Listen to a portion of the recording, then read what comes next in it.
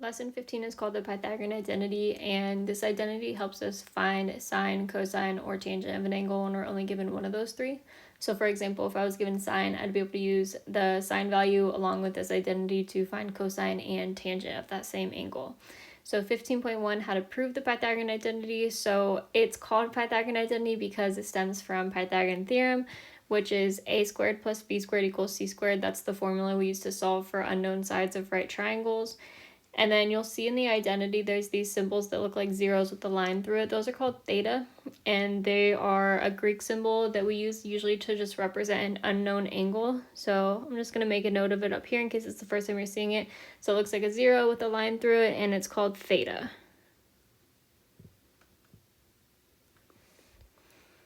Okay, and then the identity itself is sine squared theta plus cosine squared theta equals 1. And then we're going to use the graph to the right to prove the Pythagorean identity.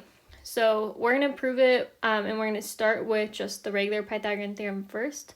So under statement number 1, it's just going to be the formula for Pythagorean theorem. So a squared plus b squared equals c squared. And then really what we're trying to do is we're just trying to show that these two are the same thing. Because if we already know Pythagorean theorem is true, if we can kind of show that the Pythagorean identity is just based off of the Pythagorean theorem for sure, then we'll be able to kind of confirm that they both always work. Okay, so our reason for 1 was just Pythagorean theorem. We're just stating what we put. And then what we're going to do for 2 is we're just going to actually put in the kind of variables that are labeled on our triangle in our graph into Pythagorean theorem. So like how the hypotenuse is r, I'm going to put it r in for c. And then one of the legs is y, I'm going to put that in for a. And then the other leg is x, I'm going to put that in for b. So when we do that, it'll look like y squared plus x squared equals r squared. And all we did there is we just substituted values that kind of ended up being the same. So a, b, and c are typically the side lengths of the triangle. And we had those side lengths already labeled on the graph, so we just put those in for a, b, and c. So all we did for step 2 was substitution. And then what we're going to do for 3 is we're just going to state what the radius is. So the radius we're working off the unit circle in this case, and it's called the unit circle because the radius is 1. So for 3, I'm just going to say r equals 1. And we know that because it's called the unit circle because the radius is 1. You can even see it on the graph, how up here, this is a 1, over here, this is a positive 1. Those are each radii on the graph. So that means that this radius r is also going to have a length of 1. So for our reason for 3, we can just say definition of a unit circle. All unit circles will have a radius of 1. And then now we're going to go ahead and kind of state what sine and cosine are going to be from the unit circle. So in 4, we'll do sine. So we'll say sine of theta is equal to, and we know sine is, we already kind of talked about what it is on the unit circle, but just kind of going back to what it not normally is, but what we originally learned it as. Sine is opposite over hypotenuse. So if we look at our actual unit circle or a triangle in this circle, the angle is right here at theta, and the opposite side is y, and the hypotenuse is r, but we already know that's 1. So for sine of theta, it's y from the opposite side over 1 from the hypotenuse or the radius is 1, and then that just simplifies down to y. And we got that just from the formula for sine, and that's what sine is defined as. So we would say definition of sine. And then for 5, we're going to do pretty much the same thing, but for cosine, so we'll say cosine of theta. And cosine we originally knew as adjacent over hypotenuse. So if I look at my triangle, the adjacent side is that x, the blue side that helps to create the angle, and then the hypotenuse again is the radius, which is 1. So for cosine in this case, it would be x over 1 or just x, and we found that from the formula of cosine, so that's just how it's defined. So we'd say definition of cosine for 5. And then now all of a sudden we have, okay, well, we said r is 1, so we can take that 1 and put it in there. We said that y is equal to sine of theta, so I can take that and put that in for y. And then we said that x is equal to cosine of theta, so I can take that cosine of theta and I can put it in for the x up here because I'm saying they're equal, so I can substitute them in and out for each other as much as I need or want to. So when we put in sine of theta for y, we're going to have to use parentheses to kind of like show that the theta is not being squared, it's the whole thing that's being squared. So it looks kind of crazy at first, and then we're going to go back and simplify it for the last step. So instead of y squared, it'll be sine, actually you probably need to shrink this down really quick. So it'll be sine of theta, and then we're actually going to put theta in parentheses. I know there's a lot of parentheses. To show that theta is not being squared, the whole thing is being squared. So it'll be sine of theta, and then that whole quantity is squared. And then we'll do the same thing for cosine. We're going to put cosine in for x. So it'll be plus cosine of theta. And then that whole quantity again is being squared because it was like x squared, and we're putting that cosine of theta in there. Sorry, one of those parentheses kind of looks like a C. I'm going to try to fix it. And then we're not going to leave it like this. Again, we'll simplify it a bit more. And then equals, it was r squared, but r is 1. So over here, this is going to be a 1 squared. So we put sine of theta, put that in for y. We put cosine of theta in for x, and then we put 1 in for r. And then our reason here is just going to be substitution, because that's all we did is we substitute in like equivalent values. And then now we can go ahead and simplify it. So the reason we needed all these parentheses in step 6 was to stress that like the theta itself was not being squared, like the sine of theta, that whole quantity is being squared. But we do have a more simple way to write that, because I mean, you can imagine that would get kind of obnoxious if we had to write all those parentheses every single time. So the way that we write it is sine squared theta. So no parentheses, we just move the squared in between the sine and the theta so that there's no confusion that it's like the angle measurement itself, like theta itself would be squared. It's the whole quantity that's squared, so it's read as sine squared theta. And then plus the same thing for cosine, so it'd be cosine squared theta. And then equals 1 squared, which 1 squared is just 1. And then all of a sudden, this is the same thing as our Pythagorean identity. Sine squared theta plus cosine squared theta is equal to 1. What we did for 7 is we just simplified, but we started with the Pythagorean theorem, and we used that graph to get to our Pythagorean identity. And what that shows is just that the Pythagorean identity is going to work for any angle.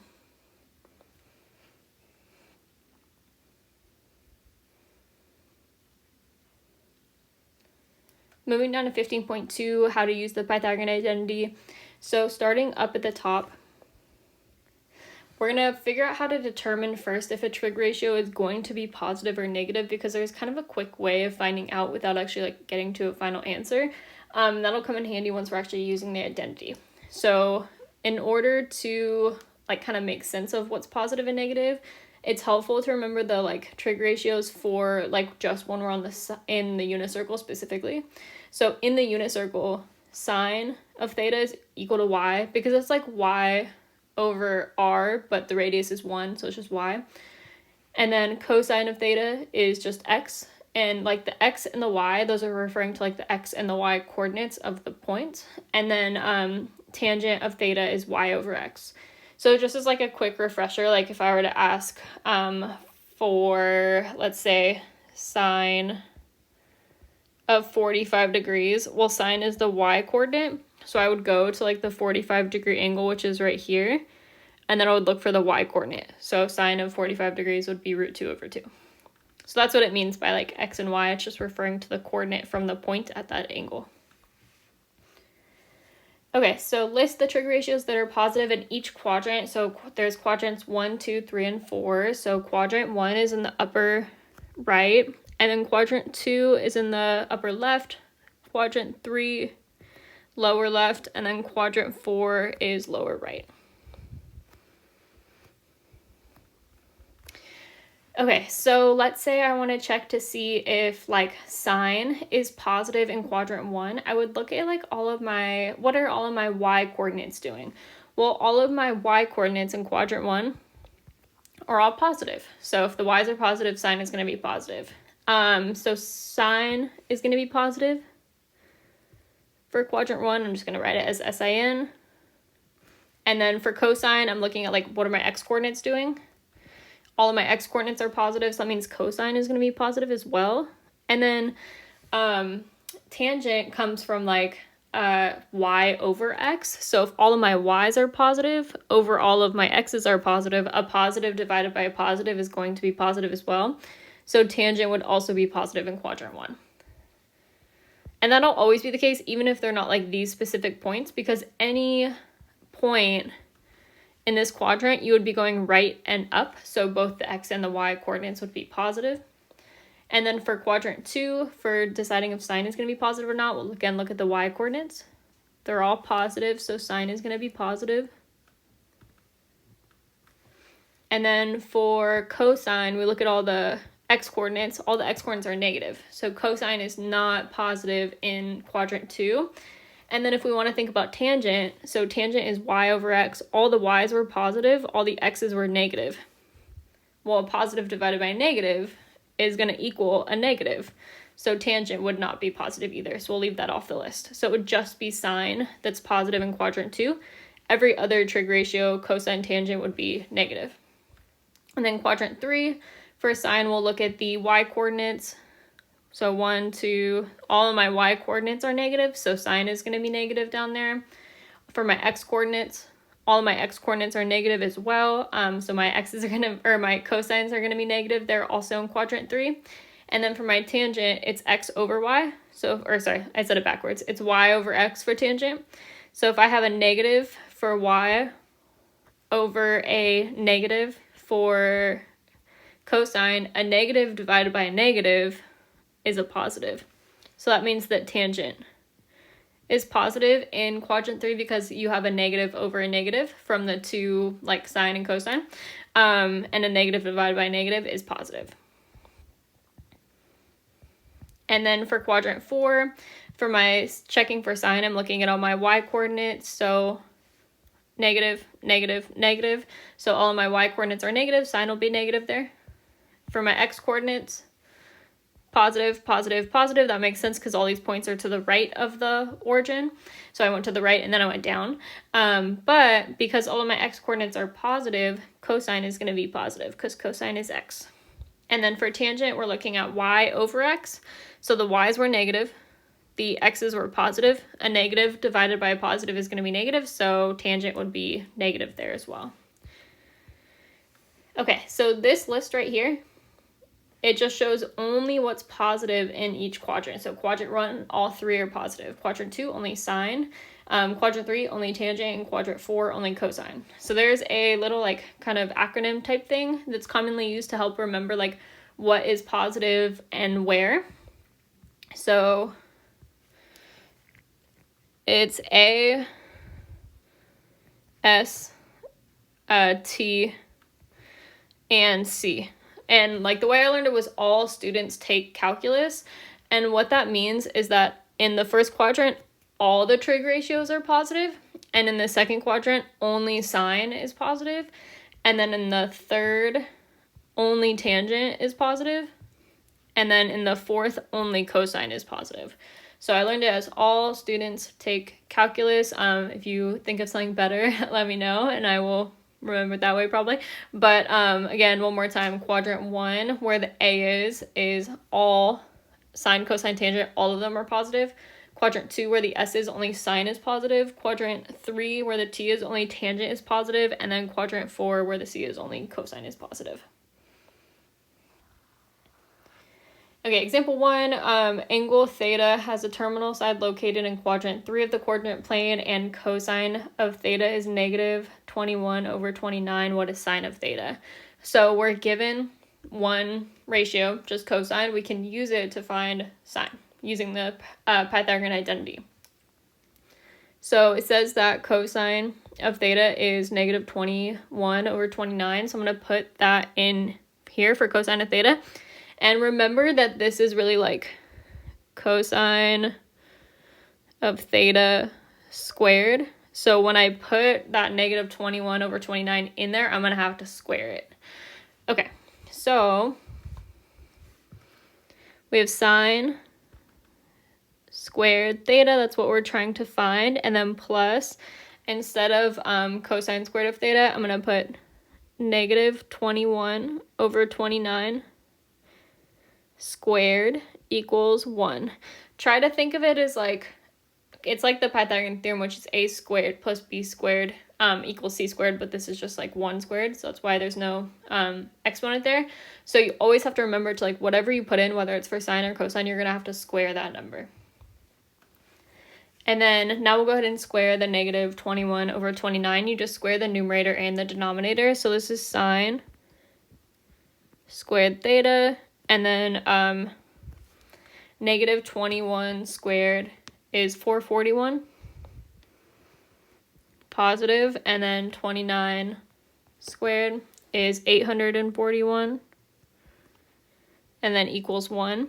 And our goal is to get sine by itself. So I'm going to have to subtract over that 441 over 841. So that means I'm going to have to like subtract it from the 1.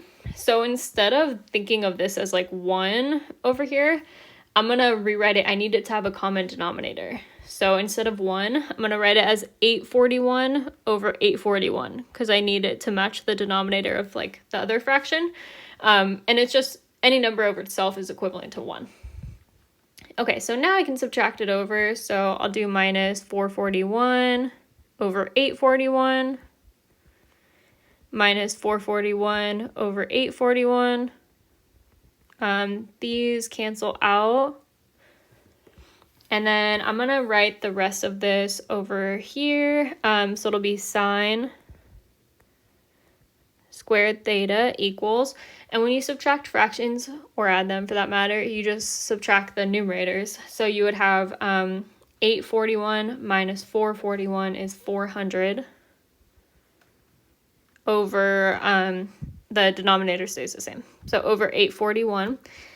And then we're trying to find sine, but remember this is like sine squared. So now I just have to square root both sides to get just regular sine. So we'll square root both sides, and then that'll leave me with just like regular sine of theta, no more exponent. And then the square root of 400, anytime you square root something, it can be positive or negative. So the square root of 400 is 20. And then the square root of 841 was 29. So positive or negative, 20 over 29 or 20 29ths. And then here's where we have to consider, okay, is it going to be positive or negative? And that's where we have to kind of know what is positive or negative where. So in the problem, it says that the angle has a terminal side located in quadrant 3. So if we go up here, this is quadrant 3. And in quadrant 3, only tangent is positive because that's where the T is. So that means everything besides tangent would be negative. So that means that our answer is just going to be the negative version of this. So negative 20 29ths. So I'll say sine of theta equals negative 20 29ths.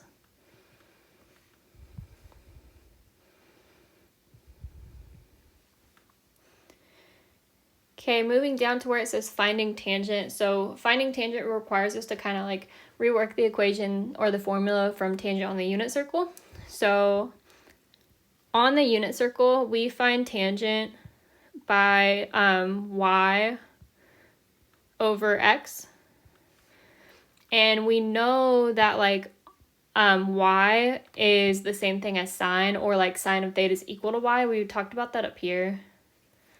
So like sine of theta equals y, and while I'm up here, cosine of theta equals x. So instead of thinking of it in terms of x and y, I'm going to rework tangent in terms of sine and cosine. So sine is y, so where there's a y, I'll put a sine of theta, and then x is cosine, so where there's a x in the denominator, I'll put a cosine of theta. So this is the version of tangent. that we would use with the Pythagorean identity, because that, like, these problems require us to have at least one sine or cosine. And honestly, before you are able to find tangent, you have to know both sine and cosine. So if there was a problem that, say, like, gave you just cosine, like we had in example 1, and it asked you to find sine, you would first need to find, or sorry, I said that wrong. If we have a problem that gave us just cosine and it asked us to find tangent, we would have to find sine first. So in order to, like, find tangent, you have to know both. So sometimes it requires a little bit more work to find either sine or cosine first, whichever one you don't have, before you can finally go ahead and find tangent. Okay, so now moving down here, it says calculate tangent from the previous example. So we have the same formula. Tangent is equal to sine of theta over cosine of theta. And in the previous example, we were given cosine of theta, that's up here. So cosine of theta, that was negative 21 over 29, or 21/29. And then we found sine of theta. So sine of theta was what we figured out from example 1, and that ended up being negative 20/29. So we're going to take negative 21/29, and we're going to put that in for cosine, because we said that was equal to cosine. And then we're going to take negative 20/29 and put that in for sine. So we'll say tangent of theta is equal to, so sine is in the numerator, so that'll be negative 20 over 29, or 20/29, over cosine is in the denominator, and that's negative 21 over 29. And there's a couple different approaches here. I usually think of it as, like, when you're dividing fractions, I would like to write it horizontal, and then we'll kind of circle back to the other method after. So this is like negative 20/29, and then divided by negative 21/29. And then instead of dividing by fractions, you multiply by the reciprocal, so it'd be a negative 20/29, and then we change the division symbol to multiplication, and then we take this and flip it into its reciprocal. So it'd be 29 over negative 21. And then from there we can cross cancel. So the 29s cross cancel, and then we can multiply straight across. The negatives will also cancel each other out, because you have a negative times a negative, so it'll turn it positive.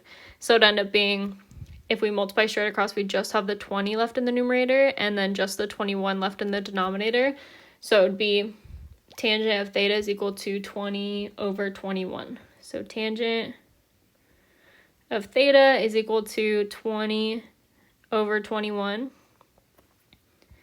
And then a few different ways that you can kind of view it. If let's say we didn't multiply by the reciprocal or anything like that, we just went straight off of here.